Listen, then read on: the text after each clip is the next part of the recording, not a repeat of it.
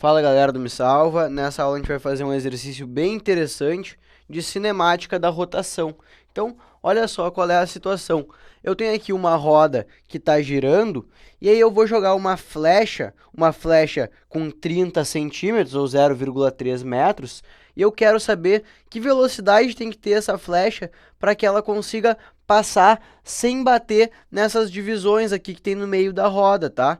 E aqui então é dado o ômega, então a velocidade angular da minha roda, e daí eu tenho que ver como é que eu vou fazer para descobrir qual que tem que ser a velocidade da flecha. Essa, na verdade, é a parte mais difícil do exercício, pensar o que eu vou fazer para resolver esse aí, porque depois que tu sabe as equações que tu vai usar, fica muito fácil, porque são equações bem fáceis mesmo, assim, é só substituir os valores e resolver. Equações muito barbadas mesmo da gente fazer. Então, vamos fazer esse raciocínio aí e ver o que a gente tem que saber para resolver esse exercício aí da flecha, passando então por entre os arcos aqui, tá?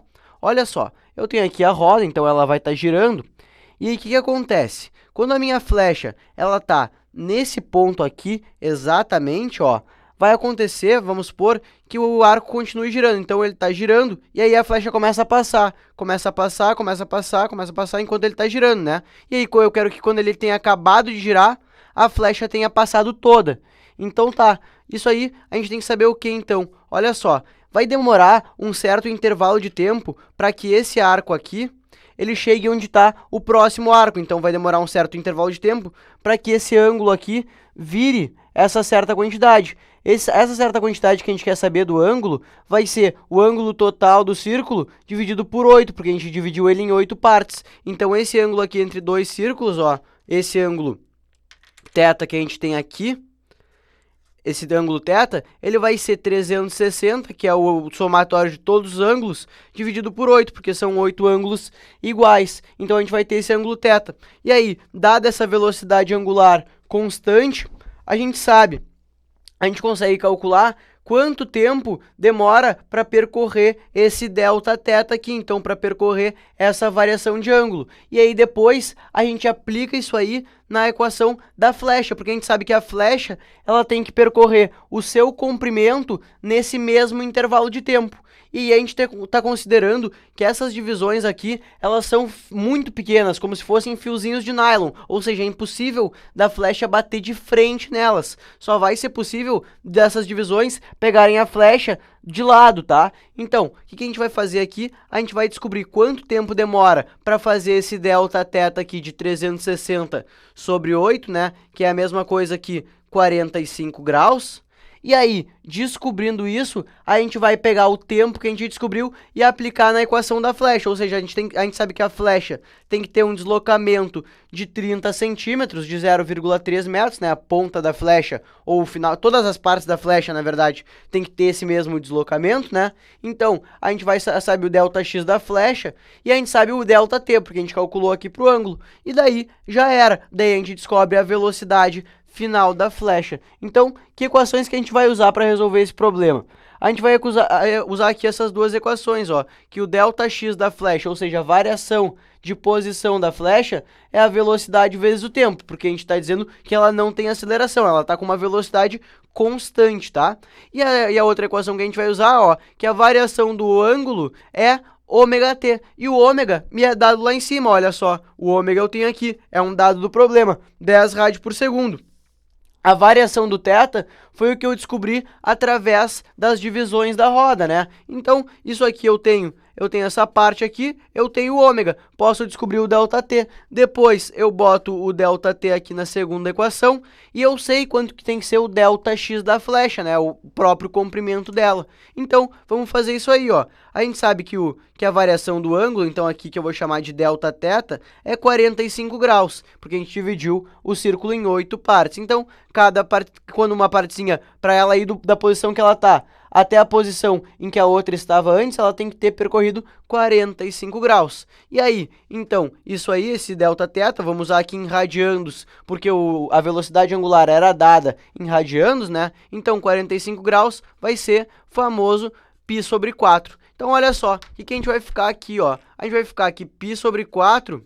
Agora, usando essa equação aqui, a gente fica que π sobre 4 é igual ao ômega, que era 10 radianos por segundo, vezes o intervalo de tempo. E aí a gente descobre que esse tempo vai ser o quê? Vai ser π sobre 40. Então, π sobre 40 segundos é o meu intervalo de tempo. Agora, eu vou jogar isso aqui na segunda equação, olha só. Porque eu tenho que esse ΔX aqui de cima vai ser o próprio comprimento da flecha. Então, 0,3 metros. Isso aí tem que ser igual à velocidade da flecha, que multiplica o tempo que a gente acabou de descobrir. Então, π sobre 40. E aí, agora é só eu isolar a velocidade da flecha, né? Então, eu vou ter no final que a velocidade da flecha, ela vai ter que ser 12 sobre π metros por segundo. Se a gente usar uma aproximação aí bem grosseira para o π de 3, né, uma aproximação muito grosseira, se tu é um matemático ou um físico vendo essa aula, vai ficar meio bravo comigo, mas não tem problema. Vamos usar aqui então uma aproximação bem grosseira de 3 para o π, a gente vai ficar que essa velocidade são 4 metros por segundo, né?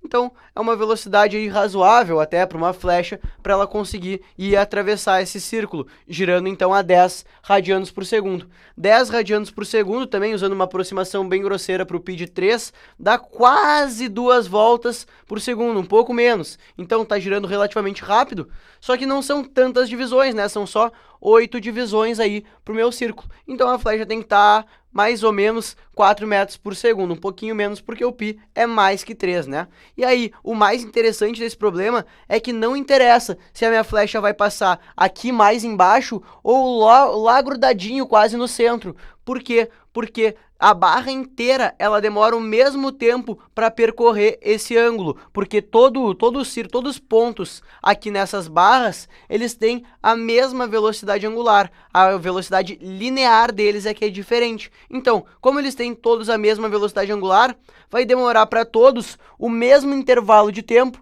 para percorrer esse ângulo θ de 45 graus. Então, não interessa se eu jogo a minha flecha aqui assim, ou se eu jogo a minha flecha aqui assim, mais embaixo. Isso eu acho que é a conclusão mais interessante que a gente pode tirar desse exercício. Então, como eu falei lá no começo, ó, um exercício aqui algebricamente muito fácil de resolver, né? Só duas equações, e duas equações bem tranquilas mesmo. Parte difícil que era entender que a gente tinha que pegar esse ângulo Δθ, saber que essas barras vão percorrer esse ângulo aí, até uma assumir a posição da outra, e durante esse intervalo, o intervalo de tempo que demora para percorrer esse ângulo, a flecha tem que passar toda. Então, daí a gente resolveu essas equações, né? O Δθ é igual a ômega t, e depois o Δx para a flecha vai ser a velocidade da flecha vezes o tempo. Então, nesse exercício aí, foi só isso. Espero que vocês tenham gostado, e até a próxima aula. Grande abraço e bons estudos!